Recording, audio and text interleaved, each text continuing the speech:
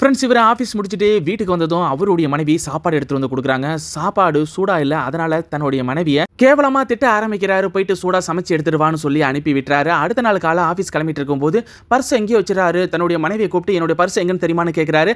அந்த பொண்ணு வாஷ்ரூம்ல இருந்து எடுத்துட்டு வந்து கொடுக்குறாங்க. நேற்று அங்கேயே வச்சுட்டு வந்துட்டீங்கன்னு சொல்லும்போது, ஆமா நான் அப்படிதான் வச்சுட்டு வருவேன், காலைல வேலைக்கு போகும்போது எல்லாத்தையும் எடுத்துட்டு வந்து பத்திரமா கொடுக்கறது உன்னுடைய வேலை தான் சொல்லிட்டு அந்த பொண்ணு அப்பயும் திட்டுறாரு. பாவங்க அந்த பொண்ணு மனசுடைஞ்சு போயிடுறாங்க. இதெல்லாம் அந்த பொண்ணுடைய மாமியார் பார்த்துக்கிட்டே இருக்காங்க. அடுத்த நாள் எல்லாருமே வெளியே போலான்னு பிளான் பண்றாங்க. அந்த பொண்ணு மட்டும் லேட்டா வராங்க. இவர் செம்ம டென்ஷன் ஆகி என்ன பண்ணிட்டு இருக்கான்னு சொல்லிட்டு ஆர்னு அடிச்சுட்டே இருக்காரு.